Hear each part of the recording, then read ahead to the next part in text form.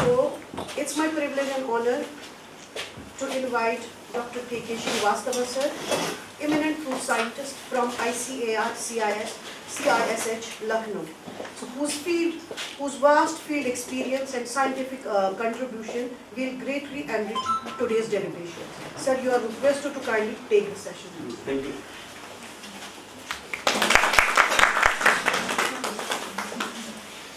Kilo और season के बाद जो है 120-150 रुपए किलो बिकता है अपनी गोल्डन डिलीशियस वैरायटी। यहाँ जब आप लखनऊ में जाएंगे तो 200-250 रुपए किलो बिकता है, लेकिन सीजन में हमें भी एप्पल वहाँ 100 रुपए का 1.5 किलो बिकता है। मतलब आप मान के चलिए सितंबर से लेकर के नवंबर दिसंबर तक जो लखनऊ में एप्पल का रेट रहता है 100 रुपए का 1.5। अभी अब इसमें तमाम साइड में देखेंगे कि हम लोग जैसे एप्पल और हमारे गुआवा में अंतर नहीं है। एप्पल और गुआवा दोनों एक ही टाइप की क्रॉप है। अमरूद को गरीबों का सेब कहा जाता है और एप्पल तो एप्पल है ही, ठीक है ना। तो क्यों? क्योंकि दोनों में बड़ी एफिनिटी है। तो जब मैं यहाँ काम कर रहा था तो सबसे पहले मैंने इसमें एक स्पेलियर आर्किटेक्चर पे काम शुरू किया 2009 में, ठीक है। और उसके बाद जो है मेरा मैं 2014 में ट्रांसफर हुआ तो मैंने गुआवा को वहाँ पकड़ा, क्योंकि गुआवा का भी नेचर वही होता है, काट छांट को बहुत रिस्पॉन्स करता है, एप्पल भी काट छांट को रिस्पॉन्स करता है। बड़ी एफिनिटी दोनों में, बड़ी समानता है, ठीक है ना। तो कहने मतलब यह है कि काट छांट करके जो है हम सुबह से शाम तक जब देखते हैं कि जब हम उसको ट्री के स्ट्रक्चर को बढ़िया से बनाते हैं तो लाइट इंटरसेप्शन बढ़िया होती है। और टेम्परेट में सबसे बड़ा लिमिटेशन लाइट होता है। जहाँ लाइट कम होती है वहाँ डिसीज भी ज़्यादा होती है और वहाँ जो है प्रोडक्शन भी हमारा कम होता है। इसके लिए हम लाइट पे काम करते हैं, इंटरसेप्शन काम करते हैं कि ट्री के शेप को इस तरह से डिजाइन करते हैं कि मैक्सिमम लाइट इंटरसेप्ट हो। इसलिए हम high open centre leader system ज़्यादा हम प्रीफर करते हैं। ऐसे एरिया में जहाँ की अगर स्नोफॉल की इशू है तो वहाँ हम ओपन सेंटर सिस्टम नहीं करेंगे, क्योंकि फिर स्नोफॉल होगा तो वही बीच में ही सब डिपॉजिट होगा और फिर जो है ब्रेकिंग के उसमें प्रॉब्लम आएगी, ठीक है ना। तो ये हमारे प्लांटिंग पैटर्न है जिसको इस तरह से प्लांटिंग पैटर्न अपनाते हैं, ठीक है। कितने तरह प्लांटिंग पैटर्न करते हैं, क्योंकि प्लांटिंग अरेंजमेंट इंपॉर्टेंट है। टेम्परेट में चूंकि जमीन कम होती है, या टेम्परेट क्या हमारे सब ट्रॉपिकल या ट्रॉपिकल जोन में भी आजकल जमीन की ही क्राइसिस बढ़ती जा रही है। तो इसलिए हमारा ऑब्जेक्टिव होता है कि हम ऐसे प्लांटिंग प्लान को अपनाएं जिससे कि मैक्सिमम प्लांट हम एकोमोडेट कर पाएं। तो साइंटिफिकली वो डिजाइन किए जाते हैं, ठीक है। तो एक वर्टिकल प्लांटिंग वो सिस्टम है जिसमें स्क्वायर सिस्टम, रेक्टेंगुलर सिस्टम और क्लस्टर सिस्टम, ठीक है। स्क्वायर सिस्टम में सब लोग अवेयर हैं, आप जानते होंगे। अभी आगे वाली स्लाइड में देखेंगे। रेक्टेंगुलर सिस्टम बहुत ज़्यादा कॉमन है, ठीक है। ज़्यादातर इसको हम एप्पल में करते हैं। रेक्टेंगुलर इसलिए करते हैं क्योंकि इसमें लाइट इंटरसेप्शन ज़्यादा हो, ठीक है ना, और ज़्यादा प्लांट एकोमोडेट कर लेते हैं। तो ये हम मैंगो में भी यूज़ करते हैं, गुआवा में भी यूज़ करते हैं, एप्पल में भी यूज़ करते हैं, और जितने भी स्टोन फ्रूट्स हैं, चाहे apple, pear, peach, plum, cherry, apricot, walnut, hazelnut, pecan nut, जितने भी क्रॉप्स हैं उन सब पे इसको हम यूज़ करते हैं, ठीक है ना।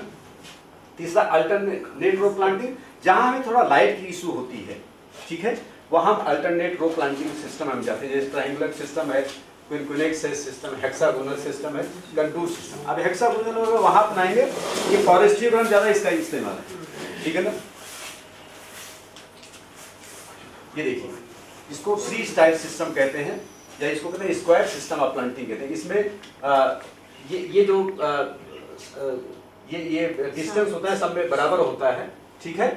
और यहाँ हर कोने पर एक एक प्लांट हम इसमें लगाते हैं।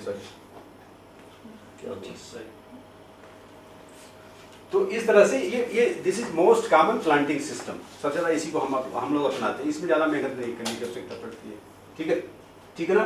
This is most easy and cheapest. Inter culture practices are very easy. और इसमें अगर इंटर प्लांटिंग करनी है, जैसे एप्पल के केस में क्या होता है कि हम लोग स्टोन फ्रूट्स को बीच में लगाते हैं, चाहे हम प्लम होता है या पीच होता है, तो चूंकि या चेरी होता है, इसको हम बीच में लगाते हैं, ठीक है ना। तो जब तक एप्पल में बियरिंग फुल पोटेंशियल नहीं होता तब तक हम उसको इंटरक्रॉपिंग करते हैं। तो उसके लिए सिस्टम जो है बहुत बढ़िया है। रेक्टेंगुलर सिस्टम, ये भी आप जानते होंगे कि इसमें प्लांट टू प्लांट डिस्टेंस कम रखते हैं और रो टू रो ज़्यादा रखते हैं। सॉरी, रो टू रो ज़्यादा रखते हैं, प्लांट टू प्लांट कम रखते हैं। इसको हम रेक्टेंगुलर कहते हैं, या इसको हेज रो सिस्टम भी प्लांटिंग का हम कहते हैं, ठीक है ना। इसका एडवांटेज क्या है कि इसमें ज़्यादा प्लांट हम एकोमोडेट कर लेते हैं और इसमें ज़्यादा सनलाइट इसमें मिलती है प्लांट को, ठीक है। लाइट इंटरसेप्शन ज़्यादा होता है। लेकिन इसमें चूंकि हम कोई भी इंटरक्रॉपिंग हम इसमें प्रैक्टिस नहीं कर पाते, इसलिए इसका एक डिसएडवांटेज है। ये तीसरा सिस्टम है क्विनेक्स सिस्टम। इसमें आप जानते हैं ये this is just like a square system of planting. इसमें बीच में हम एक प्लांट को एक्सपेंडेड कर लेते हैं, है ना। जैसे आपने 5 बाई 5 पेपर लगा दिया तो बीच में जो है आप सेंटर में एक प्लांट लगा देंगे, चाहे वो स्टोन फ्रूट्स हो या चाहे रोजी का। लेकिन हम ध्यान रखेंगे ये जो बीच वाली क्रॉप होगी इसका ग्रोथ जो है कम होगा, ये कम ग्रोथ करने वाली, चाहे पीच है या अपना प्लम है, चेरी है, ये सब सारे क्रॉप इसमें बढ़िया इसमें चलते हैं, ठीक है ना। ये ट्रायंगुलर सिस्टम है, इसमें भी जिसको अल्टरनेट रो भी कहते हैं। जैसे आपने एक रो ये लगाया, उसके बाद अगला एक प्लांट छोड़ करके लगाया, ठीक है ना। इसको तीनों ये ट्रायंगल में एक एक प्लांट इसको लगाए जाते हैं, ठीक है ना। इसमें थोड़ा सा प्लांट कम लगते हैं, लेकिन ये भी हिली एरियाज के लिए ज्यादा बढ़िया है, ठीक है। हेक्सागोनल सिस्टम, थोड़ा सा इसको डिजाइन कर पाना थोड़ा मुश्किल होता है, ठीक है ना। इसमें 6 प्लांट इसमें लगते हैं, है ना, और इसमें बीच में भी एक प्लांट लगता है। थोड़ा सा टफ होता है, लेकिन ज्यादातर फॉरेस्ट्री वगैरह में इसका हम ज्यादा इस्तेमाल करते हैं, ठीक है ना। सिटी वगैरह में या जहाँ करना होता है। कंटूर प्लांटिंग आप इसको जानते होंगे, ये ज्यादातर हिल में हम करते हैं कंटूर प्लांटिंग सिस्टम, ठीक है। फ्री अब हम आगे आते हैं। वाई प्रोडक्टिविटी, हमारे यहाँ प्रोडक्टिविटी कम है, क्यों है? टेम्परेट फूड, ठीक है। टेम्परेट फूड में प्रोडक्टिविटी कम होने का क्या क्या रीजन है? अब काफी आप लोग पढ़े भी होंगे। एक तो हम ट्रेडिशनल प्लांटिंग सिस्टम अपनाते हैं। आप किसी भी एरिया में चले जाएंगे, अभी भी एप्पल में ज्यादातर जो है हमारा एक नॉर्मल प्लांटिंग डिस्टेंस 5 मीटर या 6 मीटर हम इस्तेमाल करते हैं। 5 बाई 5 या 6 बाई 6 आज भी हम करते हैं। इवन की कई जगह मैंने देखा 7 बाई 7 भी लोग करते हैं, ठीक है ना। तो एक ये ट्रेडिशनल प्लांटिंग डिस्टेंस। दूसरा हमारी जो है अभी भी जो है जो वैरायटीज है उसके बारे में कई बार हमें नहीं पता होता है। हम क्या करते हैं कि बारामूला के बस स्टैंड से हमने प्लांट खरीद लिया, बड़े लंबे लंबे वहाँ खड़े होते हैं, ठीक है। तो वहाँ के बस स्टैंड से परचेज करना ज़्यादा हम लोग हमें सहूलियत होती है, क्योंकि प्लांट बड़े होते हैं। क्योंकि हम भी यहाँ चार्ज रहे कई साल, 8 साल, तो किसान आता था, साहब आपके प्लांट तो बड़े छोटे हैं, ये तो ये सब सूख जाएंगे हमारे यहाँ, हैं। तो हमने कहा भाई ऐसा तो है नहीं। तो कह रहा था हमें चाहिए 7 फीट 8 फीट वाला ऊंचा प्लांट हो, ठीक है ना, जो हम उस पर बस के ऊपर लाद के लेके जाते हैं, है ना। तो हमने कहा तो बस स्टैंड पे मिलेगा बारामूला, है ना, तो यहाँ नहीं मिलता। तो कहने का मतलब ये है कि प्लांट, देखिए प्लांट का जो स्टैंडर्ड होता है आपको पता होना चाहिए। जो भी हमारे एप्पल का प्लांट होता है, एक तो उसकी हाइट आप देखिए और दूसरी से फेदरिंग देखिए, उसमें साइड ब्रांचेज है ही नहीं, ठीक है। ये 2 पैरामीटर इंपॉर्टेंट है, ठीक है ना। और तीसरा गर्थ आप देखिए कि करीब 1.5 से 2 सेंटीमीटर हमें उसका जो है उसका जो डायामीटर हो इतना होना चाहिए। और हाइट में मत जाइए, क्योंकि हम किसानों कहते हैं कि एप्पल के किसानों को कि आप प्लांट ले जाइए, और मेरा जो अनुभव कहता 15 साल का, दिसंबर में प्लांटिंग कीजिए। दिसंबर बहुत बढ़िया यहाँ होता है, क्योंकि दिसंबर से यहाँ बर्फ पड़ने लगती है, दिसंबर जनवरी से, ठीक है। अनफॉर्चुनेटली इस बार बर्फ काफी लेट पड़ी। जब आप दिसंबर में आप प्लांटिंग करेंगे तो 100% प्लांट आपके सर्वाइव करेंगे, ठीक है। और जब आप फरवरी में प्लांटिंग करेंगे तो उसमें सर्वाइबिलिटी, या मार्च में करेंगे सर्वाइबिलिटी के चांस कम हो जाते हैं, क्योंकि कई बार फरवरी मार्च में टेम्परेचर यहाँ हाई हो जाता है, तो प्लांट अपने आप स्प्राउट कर जाते हैं, ठीक है। स्प्राउट कर जाएंगे तो फिर उसको जब आप प्लांटिंग करेंगे तो उसमें समस्या आती है। तो कहते हैं नवंबर दिसंबर जनवरी फरवरी में आप बढ़िया प्लांटिंग कीजिए, मार्च में मत जाइए, 100% सर्वाइबिलिटी आपको मिलेगी।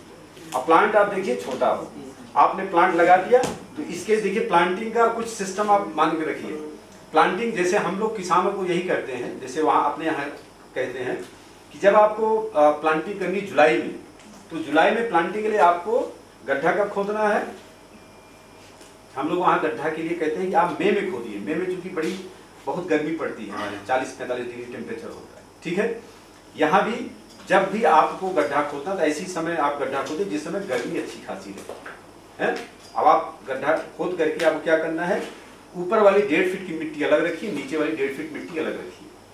अब जिन एरियाज में थोड़ा सा नीचे स्टोन्स वगैरह होते हैं उनमें थोड़ा सा और गहरा गड्ढा खोदें, ठीक है ना। तो ऊपर वाली मिट्टी 1.5 फीट अलग रखेंगे, नीचे वाली अलग रखेंगे, तो ऊपर वाली मिट्टी ही उपजाऊ होती है, फर्टाइल होती है, उसमें हमें गोबर की खाद मिलानी है, या जो भी आपका डिकम्पोज मटेरियल है वो आपको उसमें डालना है। थोड़ा वर्मी कंपोस्ट डालना है, और आजकल बोन मील भी आता है, पता नहीं यहाँ की किसान इस्तेमाल करते नहीं करते हैं, फार्मर करते होंगे ना। तो बोन मील बड़ा सस्ता 18-20 रुपए केजी होता है, ठीक है, क्योंकि वो फास्फोरस कंटेंट उसमें, क्योंकि रूट को ग्रोथ में फास्फोरस कंटेंट चाहिए, तो उसको लीजिए, वर्मी कंपोस्ट लीजिए, और आप FOM लीजिए, ठीक है, और नीम केक भी आता है, नीम की खली जिसको बोलते हैं, ठीक है, वो इंसेक्ट को नहीं, अंदर जो छोटे छोटे कीड़े होते हैं ना, उनको नहीं ग्रोथ करने देता। ये तीनों चारों चीज़ों को लेकर के आप जो है फिलिंग कर दीजिए, ठीक है ना। अब फिलिंग करने के बाद गड्ढे को आप उसको भर दीजिए, जैसे आपको प्लांटिंग करना है उसके 1.5 महीने पहले काम कीजिए। गड्ढे को आपने भर दिया, ठीक है, 1.5-2 महीने पहले, और उसके बाद आप छोड़ दीजिए, ठीक है, 1-2 स्नोफॉल हो जाए। उसके बाद दिसंबर जनवरी में जैसे ही प्लांटिंग सीजन स्टार्ट होता है, वैसे तो यहाँ लोग फरवरी मार्च, मैडम कब यहाँ रिकमेंड करते हैं आप लोग प्लांटिंग के लिए? दिसंबर जनवरी ना, पहले यहाँ फरवरी में लोग रिकमेंड करते थे, फरवरी प्लांटिंग भी उपलब्ध रहता है ना, क्योंकि हम लोग प्लांट यहाँ शायद फरवरी से ही सेल करते हैं ना, फरवरी से हम लोग सेल करते हैं। तो कहने मतलब है दिसंबर में अगर प्लांट मिल जाए, वो भी यूनिवर्सिटी वाले से प्लांट लीजिए, क्योंकि इनके प्लांट बिल्कुल सारे जो है प्लांट टैग होते हैं, सब में टैग लगा होता है, क्या वैरायटी का पता होता है। तो फिर तो हमारा जो प्लांटिंग है ना, सो वो तो मार्च तक चलता है, तो मार्च मार्च तक भी फिर प्लांट ही करता रहा, न्यू प्लांटेशन। हाँ, न्यू प्लांटेशन मार्च तक चलता है, लेकिन मार्च कई बार क्या होता है, फरवरी से ही टेम्परेचर अप होने लगता है, ठीक है, और स्प्राउट हो जाते हैं, आपने देखा होगा, है ना।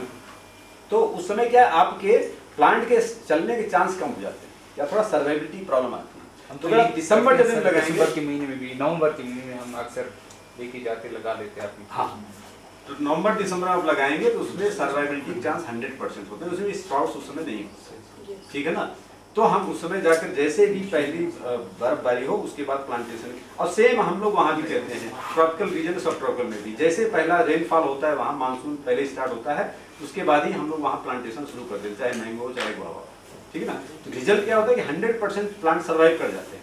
अब आप दिसंबर जनवरी से, चूंकि इंटरमीडिएटली रेनफॉल स्नोफॉल यहाँ होता रहता है ना, तो उसके सर्वाइवल चांस बढ़ जाते हैं। वैसे वहाँ ट्रॉपिकल सब ट्रॉपिकल में क्या होता है कि वहाँ भी जो है जुलाई से रेनफॉल शुरू हो जाती है, तो जुलाई का फर्स्ट वीक में लगा देंगे। ह्यूमिडिटी और ये टेम्परेचर दोनों बड़ा इंपॉर्टेंट है वहाँ ग्रोथ के लिए, ठीक है। तो उसमें ह्यूमिडिटी भी बहुत हाई रहती है और टेम्परेचर भी लगभग मॉडरेट रहता है, और रेनफॉल होती है, जिससे 100% प्लांट वहाँ सर्वाइव कर जाता है। तो ये बेस्ट टेक्निक है प्लांटिंग करने का, ठीक है ना। आपने छोटा प्लांट लिया 2.5 फीट 2.5 फीट हाइट का, प्लांट लगाने के पहले आप उसको हेडबैक कर दीजिए। आप न जाइए, आप फील्ड में स्टेब्लिश होगा आप लगाएंगे, क्योंकि आपका प्लांट ऑलरेडी जो है डॉर्मेंसी में है, ठीक है। अब आप उसको हल्का सा आप हेडबैक कीजिए, और देखिए कि नीचे से जहाँ बड लगा हो उसके नीचे से कोई सूट ना निकला हो, जहाँ बडिंग वाला पोर्शन होता है ना, अब सब लोग जानते हैं कि जहाँ कलम बना होता है या बडिंग जहाँ होती है, ठीक है ना, तो उसके नीचे कोई सूट ना निकलने पाए। इसके लिए हमें क्या करना है, फ्रीक्वेंटली हमें फील्ड में विजिट करते रहना है। कई बार क्या होता है कि एक किसान यहाँ बारामूला के ऊपर था, चूटीमूला जानते होंगे, हैं? नहीं जानते हैं? बारामूला से ऊपर है वो, है ना। तो चूटीमूला में क्या उसके वो कहा साहब हमारे तो पौधे ही सब खराब हो जा रहे हैं, है ना। तो हमने कहा चलिए मैं आता हूँ, बहुत दूर है वो, है ना, हमें ले गया किसी तरह से। तो मैंने देखा सारे पौधे उसके नीचे से वो मतलब सीडलिंग आ गया सब। तो हमने कहा इसे तो आपको खराब हो गया। तो मैं उसके यहाँ रुका रात में, मेरे सारे पौधे उनके ठीक है 250 प्लांट यहाँ से ले गए थे शालीमार से, है ना। तो सारे पौधे उसके मैंने नीचे से सब रूट स्टॉक निकाल कर फिर हमने उसको सेट किया। अभी उनका फोन आता रहता है बीच बीच, है ना। तो हमारी प्रोडक्टिविटी कम होने का क्या क्या रीजन है, ये तो ऐसी प्लांटिंग सिस्टम जो हम लोग अपनाते हैं, हाई डेंसिटी हम लोग बहुत कम करते हैं। दूसरा रूट वैरायटी और रूट स्टॉक बारे हमें बहुत कम पता होता है, ठीक है। कई ऐसे किसान हैं इधर आपके क्या कहते हैं त्राल के आसपास, वो वैरायटी के नाम से आते थे मांगते थे, भैया हमें इस वैरायटी पौधा चाहिए, ठीक है ना। तो जो किसानों को आइडिया होता है वो वैराइटीज मांगते हैं, जिनको नहीं होता वो कहें हमें सेब के 4 पौधे दे दीजिए, है ना, ठीक है। तो वो सेब के पौधे मांगे, और जिनको आइडिया होता भाई वो रूट स्टॉक भी पूछेंगे, ये कौन सा रूट स्टॉक है, 106 है, M9 है, 27 है, या क्या है रूट स्टॉक, और वैरायटी क्या है, ठीक है ना। तो उनको वैराइटीज, तो पहले आप देखिए कौन सी वैरायटी आपकी एरिया में ज़्यादा चलती है, ठीक है ना। और हाई डेंसिटी के लिए कौन सी सुटेबल है, अगर हाई डेंसिटी में लगाना है तो स्पर टाइप की वैरायटी जिसमें स्पर बनते हैं, है ना, उसको आप लीजिए। और जो अगर स्टैंडर्ड वैरायटी उसको हाई उसको ड्वार्फिंग टाइप का रूट स्टॉक उसने इस्तेमाल किया। आप जानते हैं कई बार देखिए जैसे इस बार क्या हुआ, इस बार स्नोफॉल कम रहा और हो सकता है कि प्लांट को कई बार क्या होता है कि हमारे यील्ड कम होने के पीछे रीजन यही होता है। लोग कहीं नहीं कई रीजन से आता नहीं, हमारे यहाँ तो इस बार सेब में बहुत कम फला है या हमारे यहाँ जो है बादाम में बहुत कम फला है। उसके पीछे रीजन ये है कि कई बार जाड़े में भी थोड़ा सा टेम्परेचर हाई रहता है, ठीक है। तो जो उसको ठंडा चाहिए होता है पीरियड, एक हर प्लांट के लिए पीरियड होता है जिसमें वो रेस्ट में रहता है, ठीक है, जिसमें इसमें डार्वेंसी है। तो अगर वो बढ़िया से नहीं फुलफिल होता है तब भी प्लांट बढ़िया से उसमें फ्लावरिंग नहीं आती और उसमें आप देखेंगे थोड़े थोड़े फ्लावर आएंगे प्लांट में, ठीक है ना। और कई बार ये होता है कि जो हमारी पॉलिनाइजिंग वैरायटी हैं वो लेट में होती हैं या दोनों में सिंक्रोनाइजेशन नहीं होता है तब भी ये प्रॉब्लम आती है, ठीक है। तो हमें जो वैरायटी लगानी है ये रिकमेंडेड इन्होंने किया होगा कि हमें इस ग्रुप के लिए, डिलीशियस ग्रुप के लिए ये हमें पॉलिनाइजर यूज करना है, क्योंकि ज्यादातर किसान की प्रॉब्लम ये आती है पॉलिनाइजिंग वैरायटी बहुत कम लगाते हैं, जैसे 15% 20% जो हम लोग रिकमेंड करते हैं उसका बहुत कम लोग लगाते हैं, या दोनों का आइडिया नहीं होता है ना।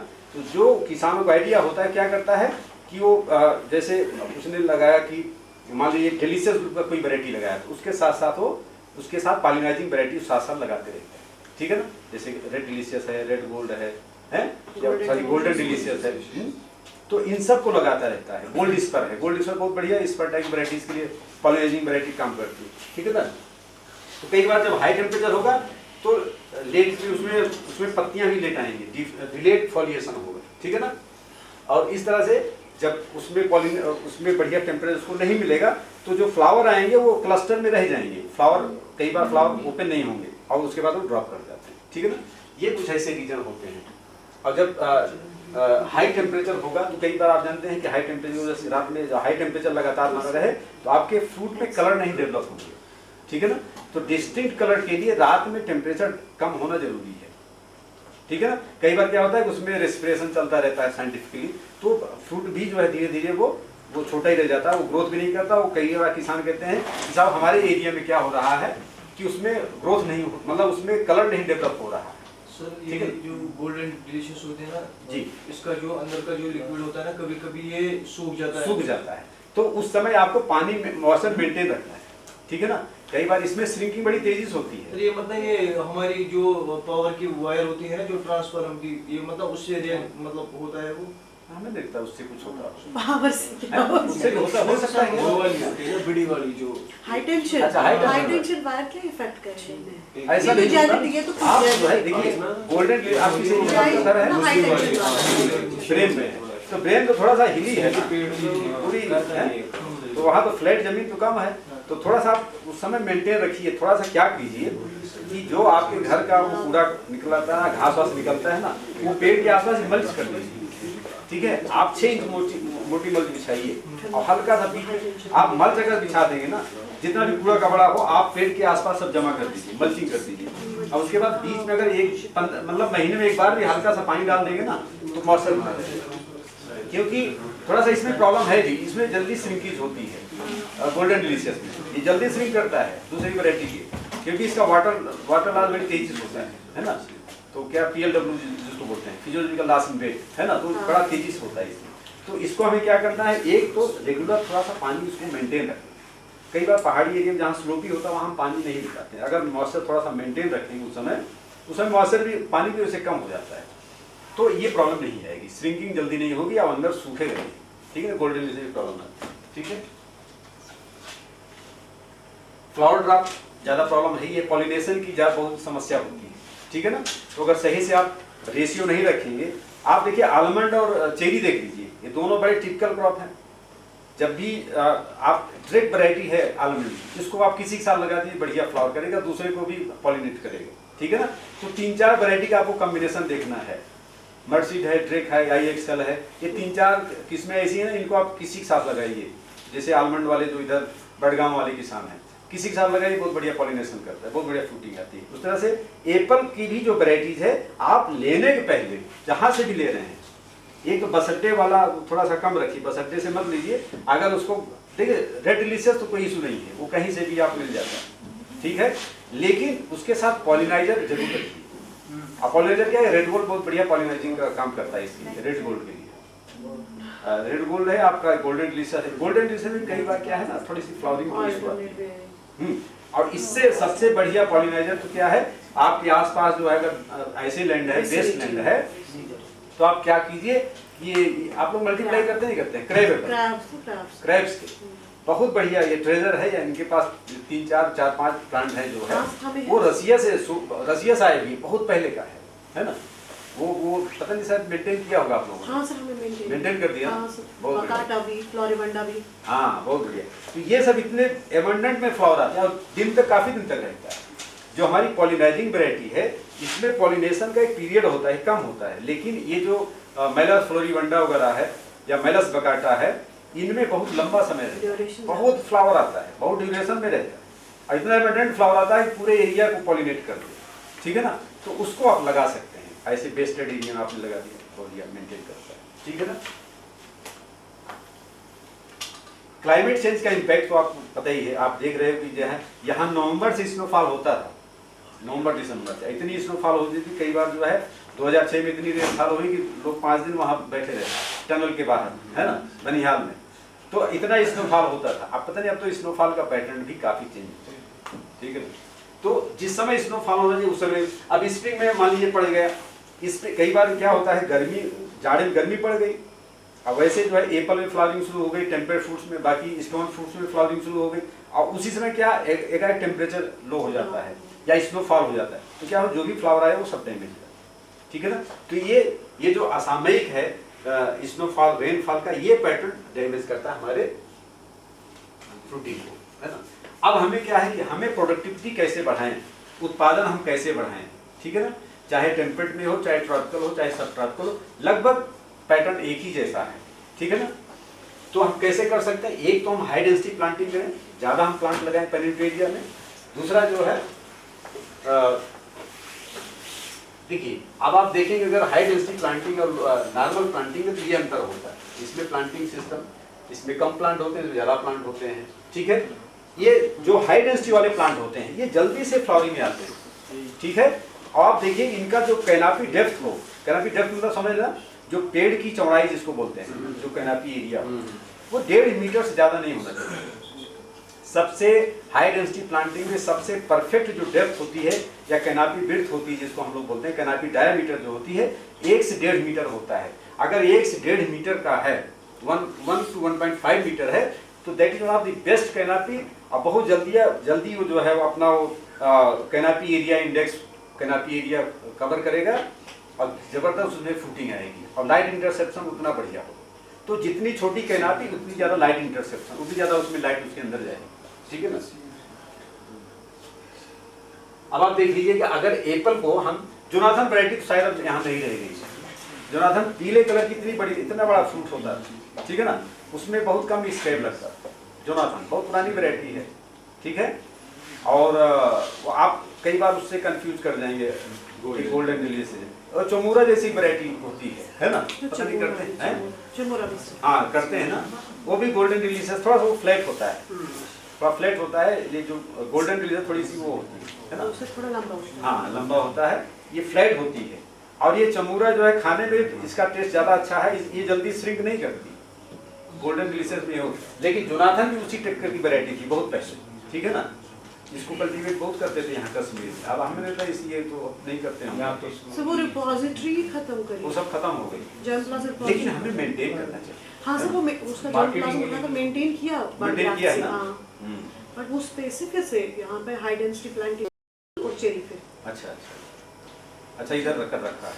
नहीं, एक जैसे एक प्लॉट बना दीजिए, ज्यादा नहीं, 4 पौधे हर वैरायटी के रहेंगे, 10 पौधे। हाँ, क्योंकि ये ट्रेजर है ना, अगर ये गायब हो गया तो हम आगे आप लोग जो ब्रीडिंग करेंगे कहाँ से करेंगे। ये सब वैरायटी में तो तमाम रेजिस्टेंस जीन्स वगैरह है भाई, ग्रोथ वगैरह बढ़िया है ना। उसी तरह से देखिए, जब हम इसको हाई डेंसिटी में करते हैं, ट्रेडिशनल में करते हैं 5x5 मीटर में, तो देखिए आप इसको इसमें 30 टन के आसपास आप देखिए, अगर हाई डेंसिटी जाएंगे 68 टन के आसपास यील्ड आपको मिलेगा। 129% हम ज्यादा प्रोडक्शन हम ले सकते हैं हाई डेंसिटी से, ठीक है ना। वही चीज सब में है कीवी फ्रूट में। कीवी फ्रूट आप देखिए वहाँ अरुणाचल में बहुत होता है, लो चिलिंग है, लोग कहते थे यहाँ नहीं होगा कीवी फ्रूट, लेकिन यहाँ जबरदस्त होता है। लो चिल वैरायटी को हाई चिल में लगा दीजिए, बहुत बढ़िया परफॉर्म करती है। यहाँ 3 मीटर ग्रोथ करता है ना, उसका जो एनुअल ग्रोथ है 3 मीटर होता है। आप वहाँ चले जाइए अरुणाचल प्रदेश में, उतना ग्रोथ नहीं करता है ना, मुश्किल से जो है हमें 50-60 सेंटीमीटर ग्रोथ करता है, ठीक है ना। तो किसी भी पेड़ के जो हेल्थ को है ना, हेल्थ का मेजरमेंट यही है, वो ग्रोथ कितना कर रहा है, एनुअल ग्रोथ कितना है, मिनिमम एनुअल ग्रोथ। आप एक बडगाम में चले जाइए, बडगाम में देखेंगे आलमंड या एप्पल में बहुत कम ग्रोथ होता है। क्यों? क्योंकि ज्यादातर उनकी करेवा लैंड है। आप वहीं बारामूला चले जाइए, जयगढ़ कुपवारा चले जाइए, अनंतनाग साइड चले जाइए, देखिए कितना जबरदस्त ग्रोथ होता है, क्योंकि वहाँ बढ़िया उसको वैसी मुफीद क्लाइमेट और सॉइल बड़ी अच्छी होती है, ठीक है ना। तो अगर 50-60 सेंटीमीटर से कम ग्रोथ है एप्पल में, तो मान के चलिए कि पेड़ आपका जो है सिक है या उसमें कुछ न्यूट्रिशन की कमी है, ठीक है ना। तो इससे हम लोग पता लगाते हैं कितना इसमें ग्रोथ है, ठीक है ना। तो जो हमें हाई डेंसिटी है, ये सक्सेस कैसे होगा, हाई डेंसिटी कैसे सक्सेस हो सकता है?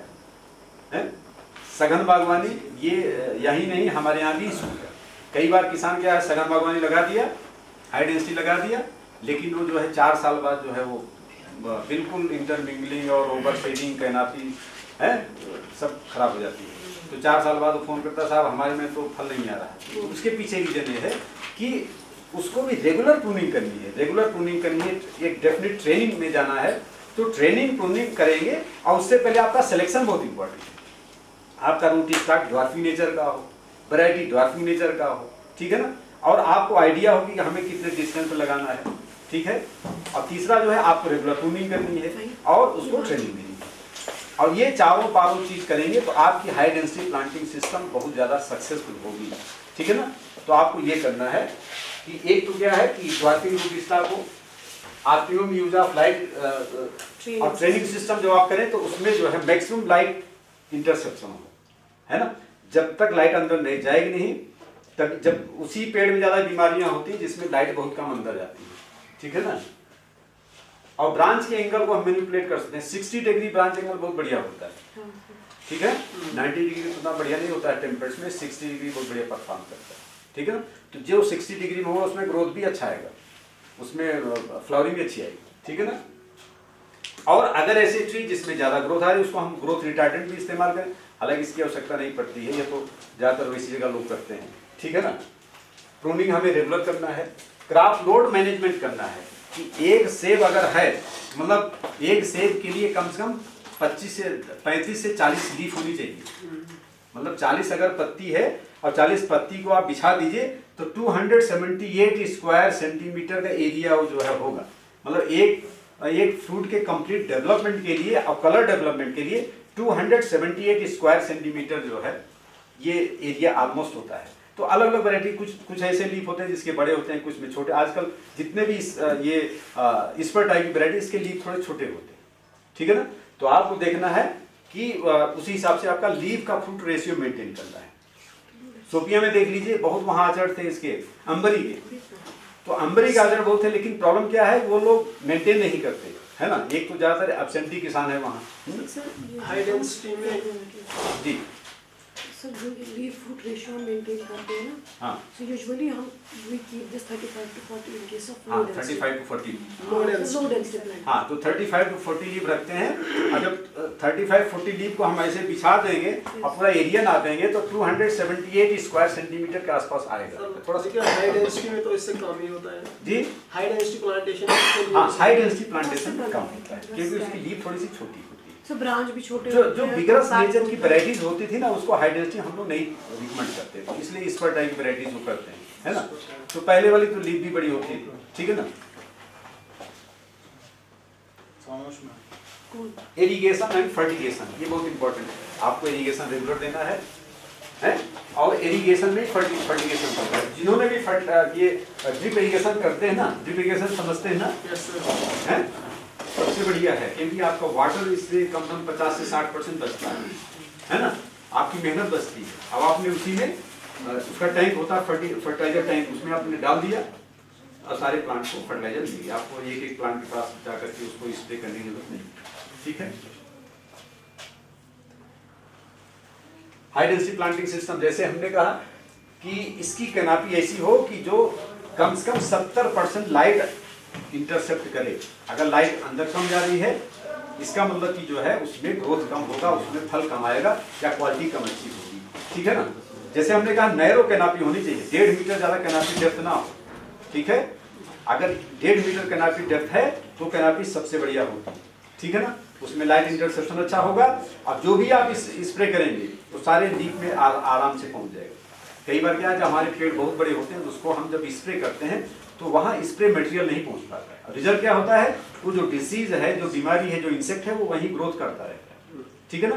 तो प्लांट का हाई स्ट्रक्चर हमें ऐसे डेवलप करना है, छोटा रखना है, और दूसरा जो है इतना हाइट मेंटेन करना है, मैक्सिमम जो भी हम स्प्रे करें उसके अंदर वो आराम से पहुंचे। और हाई डेंसिटी के लिए हमने कहा प्लांट आप लीजिए तो छोटा लीजिए और जिसमें ब्रांचिंग हो, ठीक है।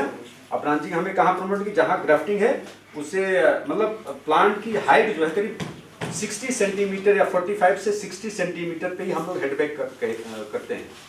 उसी हाइट पे हेडबैक कीजिए और वहीं से उसके ब्रांच को चारों डायरेक्शन में प्रमोट कीजिए।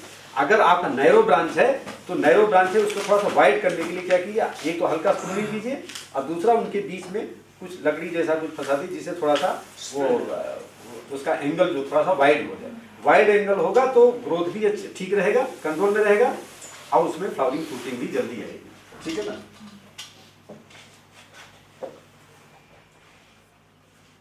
देखिए एप्पल में जो अभी तक देखा गया है करीब 1100 प्लांट के आसपास सबसे बढ़िया देखा गया है, ठीक है ना। ये डेंसिटी सबसे बढ़िया कई कंट्रीज में देखा गया, एक्सपेरिमेंट किया गया कि जब हम 2200 पौधे 1100 पौधे इतना कई प्लांट करते हैं तो देखते हैं 1000 कुछ प्लांट सबसे बढ़िया परफॉर्म करता है, मतलब 3x3 के आसपास जो है सबसे बढ़िया स्पेसिंग मानी जाती है, ठीक है। देखिए ये क्या है, ये गुआवा का है, ये हेज रो सिस्टम प्लांटिंग है, ठीक है ना। प्लांट टू प्लांट 3 मीटर, मतलब रो टू रो 3 मीटर और प्लांट टू प्लांट 2 मीटर, ठीक है ना। गुआवा आजकल देखते होंगे ना, यहाँ भी आता होगा, ये बड़ा सा अमरूद आता है ना, है ये ताइवान पिंक है। ताइवान पिंक या आजकल VNR के नाम से आता है, थोड़ा रेड भी इसका हाई रहता है। पहले जो हमारी गुआवा की वेराइटीज थी वो उसके फल थोड़े छोटे होते थे, लेकिन इसमें टेस्ट बहुत कम होता है, लेकिन किसान को इसमें पैसा बहुत मिलता है। इसमें 80 रुपये 100 रुपये किलो, वहीं करीब 60-70 रुपये किलो तो फील्ड से ही बेच देता है, वहीं से सेल होता है, आम फार्म सेल इसका, ठीक है ना। तो ये हाई डेंसिटी में सब करते हैं इसको, ठीक है। और इसको जितना देखिए 1 साल का ग्रोथ है, ये भी बहुत तेज ग्रोथ करता है, एप्पल जैसा है ये, जितना आप इसको काटेंगे उतना ज्यादा ग्रोथ करेगा, ठीक है ना। तो इसलिए बहुत सुटेबल है, हाई डेंसिटी के लिए सुटेबल है और किसी भी तरह से ट्रेनिंग के लिए सुटेबल है। अब हम बात करते हैं, हाँ गोवा में बाहर ट्रीटमेंट करते हैं, गोवा में और उसमें पंडित साहब कहाँ जा रहे हैं, अच्छा गोवा में करते हैं, अनार में भी करते हैं, पोमग्रेनेट में करते हैं, ठीक है ना। तो ट्रेनिंग हमें क्यों आवश्यकता है, अब थोड़ा सा एक छोटा छोटा डिस्कस करेंगे कि टाइम कितना रखा है टाइम ना, ठीक ठीक उगेंगे तो नहीं आप लोग है, ठीक है। तो ट्रेनिंग हमें आवश्यकता होती है, जब प्लांट को ट्रेन करेंगे तभी वो फ्रूट क्लियर करेगा। आपने उसको ठीक से ट्रेन नहीं किया, बढ़िया से एंगल नहीं दिया तो क्या होगा, उसमें क्रैकिंग और ब्रांच ब्रेकिंग है ना, और फ्रूट भी उसमें कम आएगा, ठीक है ना। तो ये सब काम हमें करना है, उसको बढ़िया समय सेक देना है, सपोर्ट देना है और उसमें लाइट का एक्सपोजर हमें बढ़ाना है, ठीक है। Training is initiated to ensure a well structured plant that is capable of maximum productivity of high quality fruit. Training इसलिए करते हैं जिससे कि एक तो उसके फ्रूट का लोड बियर कर सके और दूसरा उसमें ज्यादा उसमें हम फल हार्वेस्ट कर सकें, ठीक है। ये देखिए ये ट्रेनिंग सिस्टम हम लोग इस्तेमाल करते हैं, सब लोग जानते हैं, एक तो ओपन सेंटर सिस्टम, दूसरा सेंटर लीडर और तीसरा मॉडिफाइड सेंटर, ठीक है। ओपन सेंटर उस एरिया के लिए रिकमेंडेड है जहां स्नोफॉल कम होता है, लाइट का फैक्टर है, जहां लाइट की प्रॉब्लम है ना, सनलाइट अवेलेबिलिटी जहां कम रहती है वहां ओपन करते हैं। इस टाइप से हम डेवलप करते हैं कि मैक्सिमम उसको लाइट मिलती है, ठीक है ना, मतलब इनर कैनोपी भी और आउटर कैनोपी को भी अच्छी लाइटिंग मिले उस एरिया के लिए, जिसको हम ओपन सेंट्रल हीटर बोलते हैं, ठीक है ना। दूसरा हमारा स्टोन फ्रूट्स वगैरह को भी इस करते हैं, ठीक है ना, स्टोन फ्रूट्स में ये सब करते हैं, एप्पल भी करते हैं, लेकिन उस एरिया में करें जहाँ स्नोफॉल हैवी होगा वहाँ नहीं करेंगे इसको, ठीक है। वहाँ यही जो है स्नो डिपॉजिट होगा बीच में, और फिर ये जो है breaking of branches will takes place, okay. Second is central heater system, जहाँ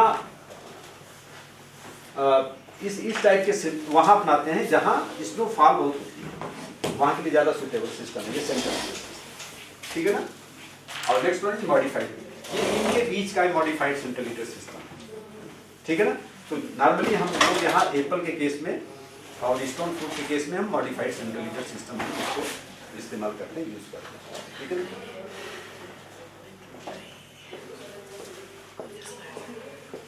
देखिए ओपन ट्रेनिंग सिस्टम, जैसा आप जानते हैं, हमने कहा प्लांट लगाइए, प्लांट को उसके बाद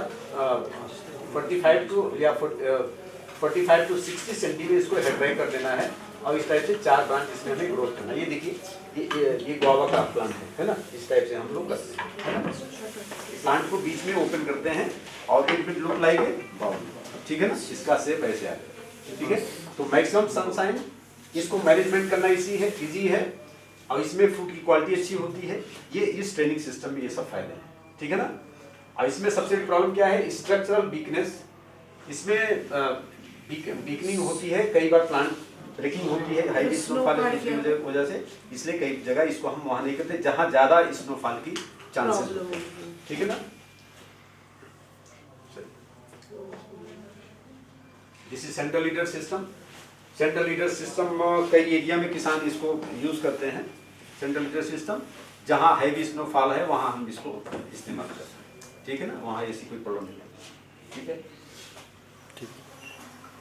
मॉडिफाइड सेंट्रल हीटर ये इन दोनों के बीच का है, और बैलेंस सेंट्रल, इसमें हम क्या सेंट्रल हीटर को 4-5 साल तक प्रमोट करते हैं, उसके बाद इसको मॉडिफाई कर देते हैं, इस टाइप से 4 से 5 ब्रांच को, प्राइमरी स्कैफोल्ड को हम प्रमोट करते हैं, इसी पर सेकेंडरी टर्सरी ब्रांच को हम प्रमोट करते हैं जहाँ हम फ्रूटिंग लेते हैं, ठीक है ना।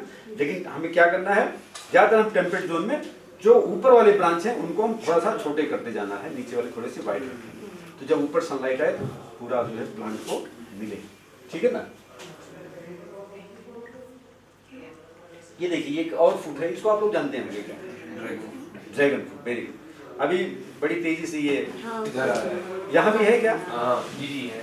अच्छा नहीं यहाँ नहीं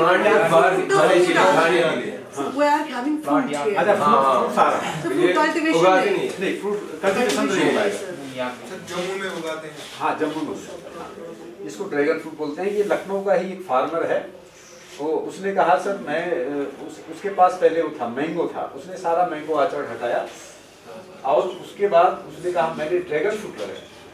एक पहले साल में उसने 14 लाख 10 से 12 लाख रुपए कहा मैंने इसे हार्वेस्ट किया। ठीक है, जस्ट उस देखिए कितना बढ़िया उसका आचरण, ठीक है ना।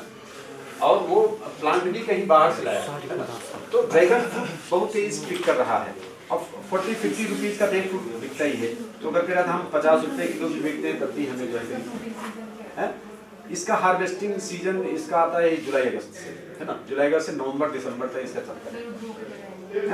2 साल में ग्रोथ कर जाता है। बियरिंग हैबिट कैसे है? बियरिंग हैबिट इसी पे इसके फ्रूट आते हैं, है ना। ये देखिए, है ना, इसी से आते हैं। ये लगता है जैसे कैक्टस, कैक्टस लगता है। हाँ कैक्टस है तो उसी परिवार का। हालांकि बहुत ज्यादा इसमें वैसा टेस्ट नहीं है, लेकिन एक सबसे बढ़िया चीज ये है कि बहुत ही ज्यादा ये डार्क कलर का होता है फ्रूट, है ना। एक व्हाइट वैरायटी, एक डार्क कलर की वैरायटी होती है। तो जितने भी डार्क कलर के फ्रूट्स होते हैं वो सबसे बढ़िया होते हैं हेल्थ के लिए एंटीऑक्सीडेंट रिच होते हैं। अदरवाइज एक मीठा नहीं है, नहीं, अंदर से व्हाइट है और ब्लैक कलर के सीड्स होते हैं। कूलर सर मैंने जब ये खाया, ये एक्ट करता है जैसे कूलर। हाँ बिल्कुल, रिफ्रेशिंग एंड कूलर। बिल्कुल स्वीटनेस कुछ भी नहीं, स्वीटनेस इसमें नहीं है। आप ज्यादा खा भी नहीं सकते भाई, 4-5 एप्पल खा सकते हैं, 10-15 जो है आप एप्रिकॉट खा सकते हैं, है ना। लेकिन आप इसको 2 से ज्यादा नहीं खा सकते। एक भी नहीं, हाँ, तो ऐसे नहीं खा सकते। लेकिन ये चूंकि बड़ा तेजी से पिकअप किया है। किसान भी इसको बहुत बढ़िया लगाते हैं और काफ़ी इनकम है। लेकिन हाँ, सबसे बड़ी चीज़ एंटीऑक्सीडेंट इसमें बहुत है। जितने भी हाई कलर्ड फ्रूट्स होते हैं, चाहे आपका प्लम हो चाहे पीच हो, ये सारे रिचेस्ट, ये इसको हम रिजर्वायर कहते हैं एंटीऑक्सीडेंट। हाँ, स्ट्रॉबेरी ये रिजर्वायर है एंटीऑक्सीडेंट का, एंटी कैंसरस है, इसको आप खाते रहिए, एंटी कैंसर नहीं होगी, है ना। तो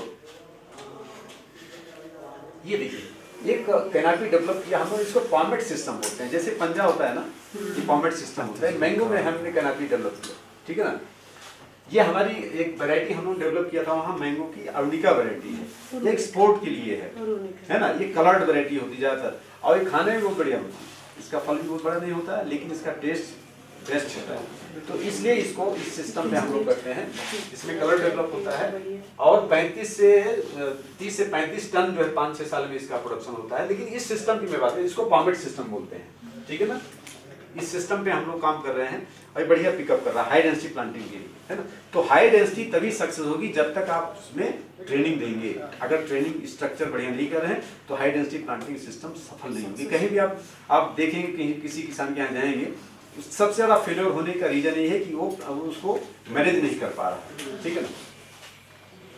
ये देखिए, ये गोवा का है स्पेलियर आर्किटेक्चर। शायद कभी आप CITH में गए हो तो ये सिस्टम है ना। 2009 में हम लोगों ने इसको प्रमोट किया था। तो इसमें हम क्या था, वायर हम लगाते हैं, यहाँ भी शायद लगा होगा ना, तो वायर पे इसके ब्रांच को हम लोग प्रमोट करते हैं। हाँ, और सबसे बड़ी इसके पीछे जो साइंस है, अगर हॉर्टिकल्चर वाले फ्रूट साइंस वाले हों सब लोग, है ना, तो इसके पीछे साइंस क्या है। क्योंकि ब्रांच किसी भी ट्री का जो पैटर्न होता है ग्रोथ का, चाहे आप टेम्परेट हो, चाहे ट्रॉपिकल हो, चाहे सब ट्रॉपिकल हो, ये ऊपर तरफ ही ग्रोथ करता है, ठीक है। तो टेंडेंसी है फ्रूट का, क्योंकि उसमें एक्जिन हार्मोन होता है जो उसको एपिकल डोमिनेंस को प्रमोट करता है, ठीक है। तो उसके पीछे कंसेप्ट ये था कि अगर हम ब्रांच को हम बेंड करते हैं, अल्टर करते हैं 90 डिग्री पे, तो रिजल्ट क्या होता है, जो हार्मोन ऊपर तरफ ग्रोथ प्रमोट कर रहा होता है वो अल्टर होकर नीचे आने लगता है, उसका इम्पैक्ट कम हो जाता है। तो जो लेटेंट बड होते हैं इस जोन में, है ना, ये सब लेटेंट बड होते हैं, क्योंकि यहाँ फ्रूट नहीं आता है, लीफ ऊपर ही आती है और फल ऊपर ही आता है ना। तो जो लेटेंट बड होते हैं, डोरमेंट कंडीशन होते हैं, वो एक्टिवेट हो जाते हैं और तब उसमें फ्रूटिंग शुरू हो जाती है। ये सबसे बड़ा प्रिंसिपल इसके पीछे का है ना। तो इस जोन में भी, जिस जोन में फल नहीं आता था, इस जोन में भी फ्रूटिंग होने लगती है। इसलिए इस सिस्टम को हम लोग अच्छा करते हैं, ठीक है ना। ये इसका ओवरव्यू है। ये हमारी वैरायटी है, इसको हमने धवल हम लोग कहते हैं, बड़ी अच्छी वैरायटी है गुआवा की, ये हम लोग डेवलप किया हुआ है। ये दूसरा सिस्टम हम लोग का वाइट रेलिस सिस्टम है। यहाँ सिस्टम की बात है, ठीक है ना। वाइट रेलिस इसको हम लोग देख सकते हैं, ये दोनों हमने पेटेंट करा रखा है। ये दोनों डिजाइन हमने पेटेंट करा है, स्पेनियर हमने पेटेंट कराया है और ये भी हमने पेटेंट कराया है, प्रोसेस में है ना। ये भी गुआवा पे, ये भी गुआवा पे, हाँ। आप देखिए, ये वाई शेप है पूरा, है। इसमें क्या होता है कि इतनी बढ़िया लाइट इंटरसेप्शन होती है कि इसके करीब नॉर्मल कंडीशन में 11 से 12% फ्रूट ही हमें ए ग्रेड का होता है। 11-12%, मतलब 100 फ्रूट हार्वेस्ट करेंगे तो 11 फल ही हमें, 11-12 फल ही हमें ए ग्रेड के मिलेंगे। ए ग्रेड मतलब हो गया कि जिसका डायमीटर 85 मिलीमीटर ज्यादा हो या जिसका वेट 250 ग्राम के आसपास हो, मतलब 200 ग्राम एबव हो, ठीक है। लेकिन इस केस में हमें क्या है, करीब 27 से 25 से लेकर के इसमें 35% तक, more than up to 35% fruit हमें ए ग्रेड के मिलते हैं इस सिस्टम में, क्योंकि इसमें लाइट इंटरसेप्शन बहुत ज्यादा होता है। ये सर, ठीक है ना, इसलिए इस सिस्टम को हम लोग वो करते हैं।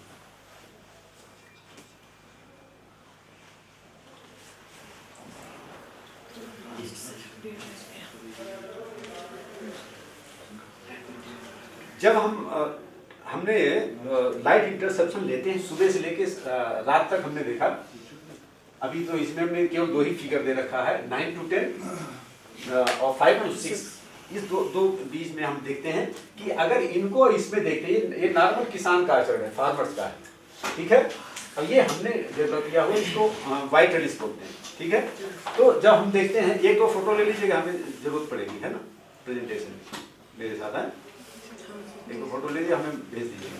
तो जब हम इसको लाइट देखते हैं तो जो टॉप पेरीफेरी पे है, कितना लाइट पड़ती है, 62,200 लक्स पड़ती है लाइट, ठीक है, ओपन में। और जब कैनापी के अंदर हम लोग जाते हैं तो 22,067 लक्स पड़ती है, लेकिन इधर देखिए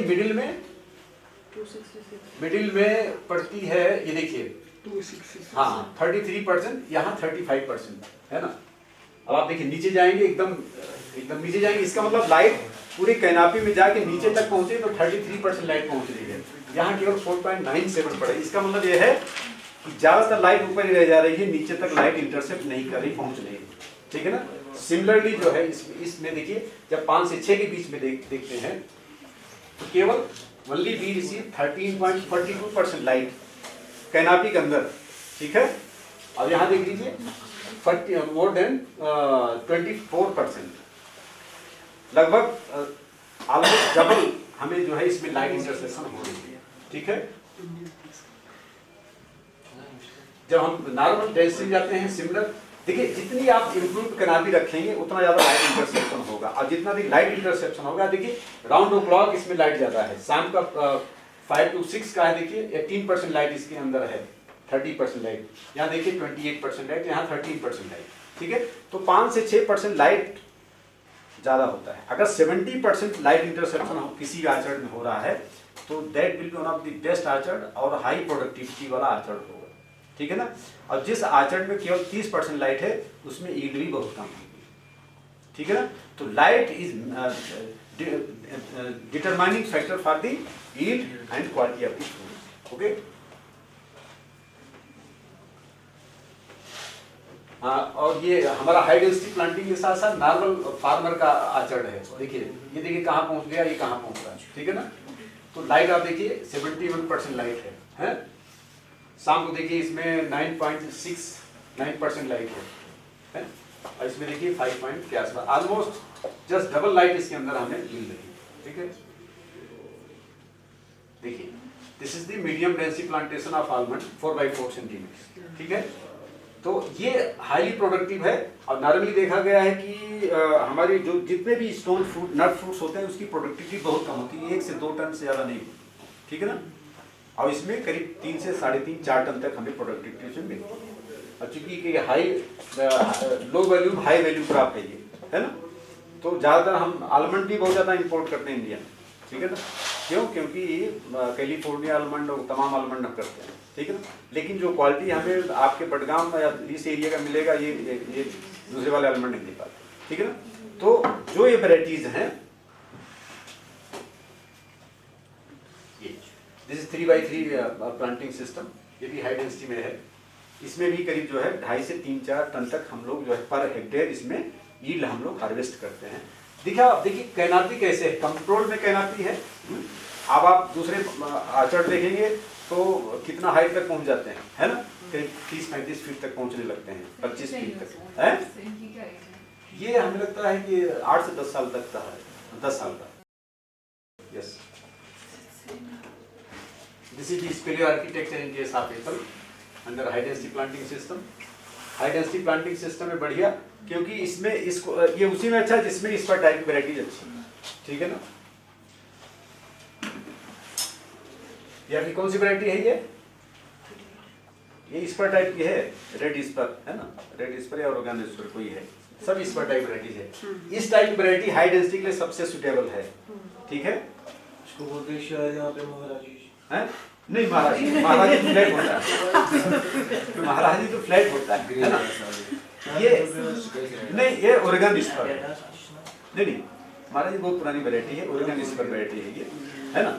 और हाईली प्रोडक्टिव है ना। आप देखिए पूरी कंप्लीट कैनापी में इस लगी हुई है। कहने मतलब यह है, इसमें जो देखिए महाराजी में देखेंगे तो फल ऊपर लगता है, पतली पतली टहनी लगता है। आप देखिए इसमें मेन में लग रहा है ना। ये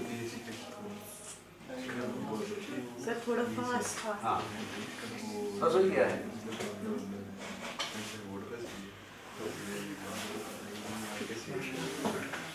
बस वही क्या लगभग। चलिए थैंक यू करते हैं।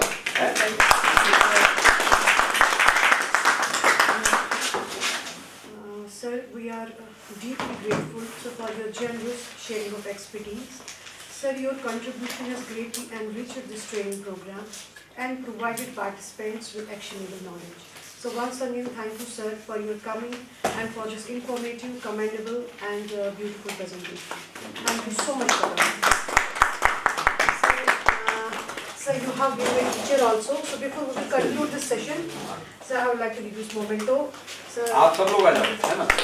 Chairman sir. चलो